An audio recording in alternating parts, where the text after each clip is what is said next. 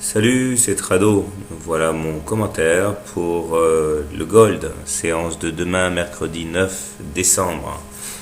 Eh bien, les baissiers avaient raison et ceux qui ont opté pour l'option baissière ont de quoi se réjouir ce soir puisque les deux objectifs baissiers qui étaient le bas du canal orange et le niveau de retracement de 50% ont été atteints.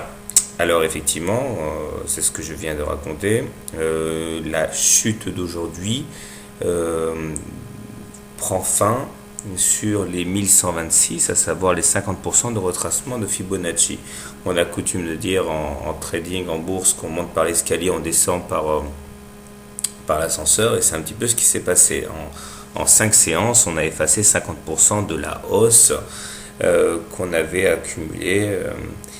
Et c'est vrai que la hausse peut faire mal pour les derniers entrants qui vont être amenés à douter. Pourtant, encore une fois, 50% de retracement, ça ne met pas en danger la tendance de fond. Au contraire, certains y verront un excellent point d'entrée.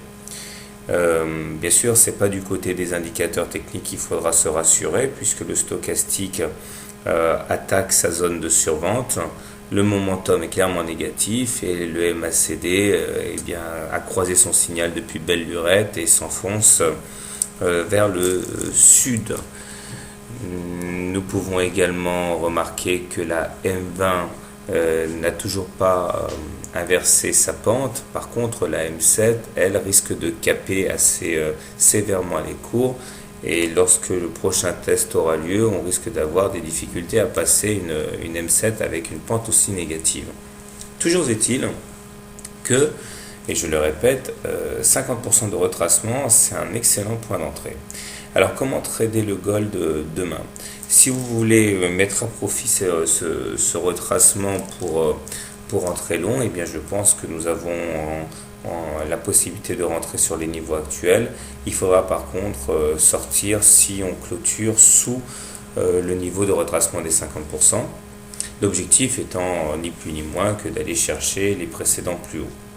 Maintenant, si vous envisagez que la correction soit plus profonde, eh bien, je pense que le mieux à faire est d'accompagner la M7, c'est-à-dire essayer de shorter sur rebond technique, qui à mon avis aura lieu à un moment ou à un autre demain, et shorter avec un stop loss en cas de clôture au-dessus de la M7, ce qui ne devrait pas être chose aisée.